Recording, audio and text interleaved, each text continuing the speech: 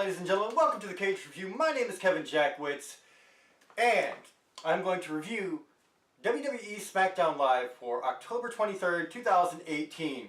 And they're coming off a pretty big Raw. A Raw where we found out that Roman Reigns had to step down as champion because he had leukemia come back, and so that was something that they did touch on in this show.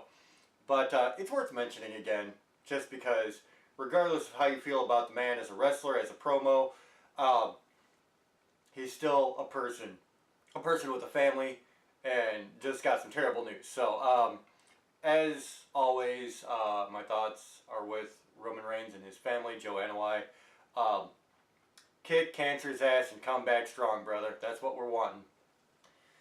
So, to start out with the show, you have the New Day open up with a promo, and they're talking about what happened last week with the Bar and the Big Show coming down and chokeslamming Kofi Kingston. And of course the Bar and the Big Show come out, and it turns into a match with Kofi Kingston and the Big Show.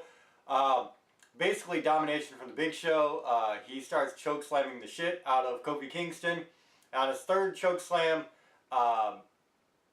you have the other two members of New Day come in to his rescue and kind of starts a brawl there, so it really doesn't end up in much of anything. And I don't know how much this does for me because I've never really been big on the Big Show. I mean, he's big, and that's kind of his shtick. But it doesn't do a lot for me personally, and some people are into it, and that's fine. It's certainly not a knock to him. It's just not what I'm into as far as wrestling. Then you get a Roman Reigns recap after that, and then you get the Usos after the Roman Reigns recap, appropriate. And they take AJ Styles and Daniel Bryan on again. And it's kind of the same scenario as last week. It was a good match, and kind of the same equal opposite happens this time, whereas Daniel Bryan accidentally hit AJ this week. AJ accidentally hits Bryan this week. He gets nailed, gets counted. And so Usos pick up the win again. And then backstage there's an interview where AJ's being asked if it was an accident or if it was on purpose. And he's right there with Daniel Bryan. And Daniel Bryan starts taking some shots thinking that it was on purpose. So even though there's a lot of mutual respect, maybe there's a little friction there now, is obviously what they're building towards.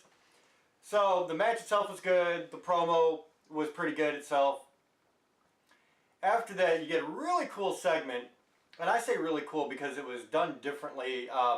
Charlotte Flair and Becky Lynch, their feud, it hasn't remained in the same place, like, at all.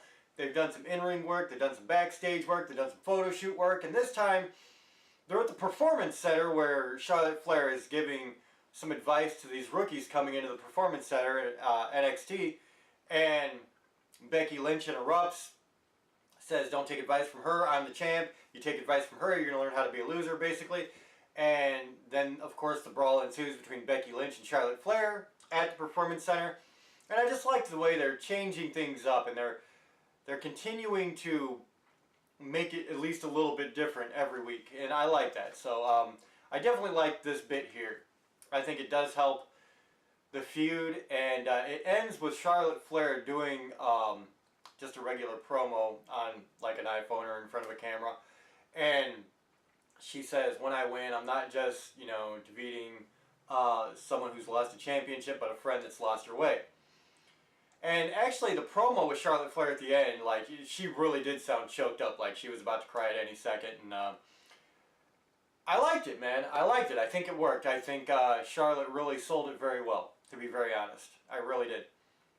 Now to one thing I really did not like about today's episode, and that is Rusev versus Aiden English. And this was about a 2-minute squash match where Rusev just annihilates Aiden English. And they started with a really good storyline. They cut the storyline short for whatever reason. I guess maybe they didn't think it was going to go anywhere, or people weren't invested in it. I don't know. But I really thought it was the ruination of a great storyline. I thought they had something really working for them, and for whatever reason they just decided not to go any further with it. And this match was really the conclusion of the whole storyline. There's not much they can do from here. Rusev takes on Aiden English, he beats him quickly. It's done. So I didn't like that. I really think they shortchanged themselves quite a bit with this. But it is what it is. Then you get Miz TV, and he is bringing on the newly returned Rey Mysterio. And I really like this because Miz is very good on the mic, and he does a great bit with being a heel and trying to get heat on himself, which he just magically does. He actually gets heel heat in this day and age. So Rey Mysterio comes on, and Miz, of course, cuts him off, says, you know, we don't care about the little underdog anymore. We want these larger-than-life personalities. Talking about himself, of course. And Rey Mysterio has a quick quip about, I thought I was going to be on Truth TV. That was really cool. And then he says something about, I didn't come here to be on some dusty-ass talk show. I came here to fight. So Rey Mysterio, man, he actually, like, he didn't have a lot of that promo, but the lines he gave I actually thought were really good. So, yeah, I mean, that little whole promo with Miz TV worked, I think, very well. And that led into Rey Mysterio versus The Miz. And you were kind of hoping that they wouldn't make Rey Mysterio lose because he just came back, but you really never know with WWE these days. But thankfully, it was a good match. Rey Mysterio looked really good, man. Really true to form. Still super athletic. Definitely hasn't lost it at all. And he picks up the win over The Miz in the end. So very cool. Very, very cool spot all the way around. And then you get, I actually didn't even see this for some reason. I don't know how I missed it. I literally do not know how I missed it. It must have been short as hell. But apparently there was supposed to be a match with like Mandy Rose and Sonya Deville, and I forget even who they were going up against. But literally all the women's wrestlers come down, and I use that term loosely because it was like Carmella, Lana, the Iconics. Zelina Vega came down though. She's decent. And then it just starts an all-out brawl, which is supposed to be like getting people ready for this battle royal at Women's Evolution, and I just don't care. I don't. I'm not big on this Women's Evolution pay-per-view.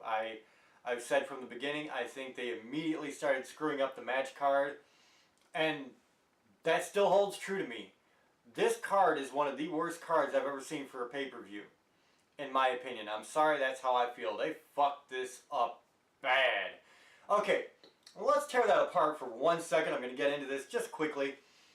You have Sasha Banks, who is, I mean, okay, you got the four horsewomen that, you know, kind of started this Women's Evolution, sort of. Bayley's kind of done some, Becky Lynch has kind of done some, and they're both really, really good, don't get me wrong. But Becky Lynch and Sasha Banks have really been the two that have had the matches that have put the Women's Evolution in the stratosphere. Now, of course, Becky Lynch and Charlotte Flair are going one-on-one at Evolution, and that's great. That's like the only match that I'm really excited for, to be honest. And Sasha Banks just got put way to the backside, man, and I don't know what's going on with that. I don't know why.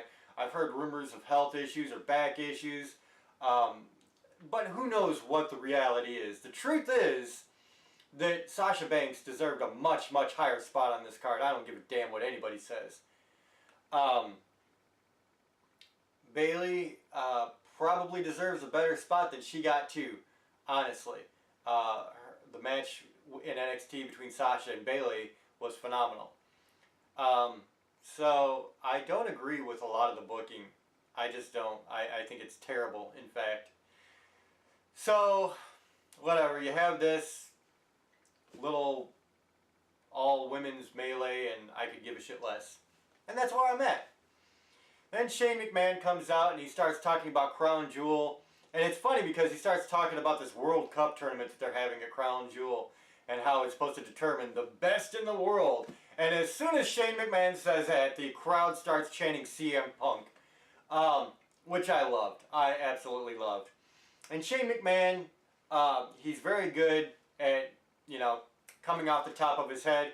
And he was very middle of the road with his comment. He's like, I don't believe CM Punk is in the tournament. So, yeah, nice way to not offend anybody in that situation. And then he says that leads to the match that followed, which is Jeff Hardy versus Randy Orton. I really liked this feud when it started with Jeff Hardy and Randy Orton, but unfortunately it has run its course. And they even tried to bring back the whole shtick where Randy Orton grabbed Jeff Hardy by the ear. You know, when you saw it the first time, it was disturbing. When you saw him with the screwdriver, it was really disturbing. But this time, it had no effect. It really didn't. So it's run its course, and they really need to move away from that. Decent match for what it was. Randy Orton gets the win, and that's where they leave it. So that was SmackDown. I didn't feel like it was a very strong ending to the show. And I don't know how strong of a beginning, honestly, because, like I said, I'm just not big on the Big Show. Usos versus AJ and Daniel Bryan was very, very good, though. I liked the interview afterwards. The Charlotte Flair Becky Lynch Training Center gig was very good. The Charlotte promo afterwards was very good. They really screwed up on Rusev and Aiden English. Rey Mysterio versus The Miz, I liked. So overall, not nearly as good as Raw, but I mean, you had a couple of major moments in Raw. I'm going to give this one a 6 out of 10. I liked it. It was above average. It was not great, though. Nothing really drew me in for the Evolution pay-per-view, except for Flair, Becky Lynch. And really nothing sold me on Crown Jewel. So that's where I'm at with it. 6 out of 10, I think it's fair. I don't think they deserve more than that. And like I said, it was a decent show. Kept me entertained, but not much else. So, ladies and gentlemen, let me know what you think in the comments. Let me know what you think about the Evolution pay-per-view too, because I would love to have somebody else's opinion on that. I'm just not excited. So if you enjoyed this, hit the like button, subscribe, and share. My name is Kevin Jackwitz. Cage Nation out.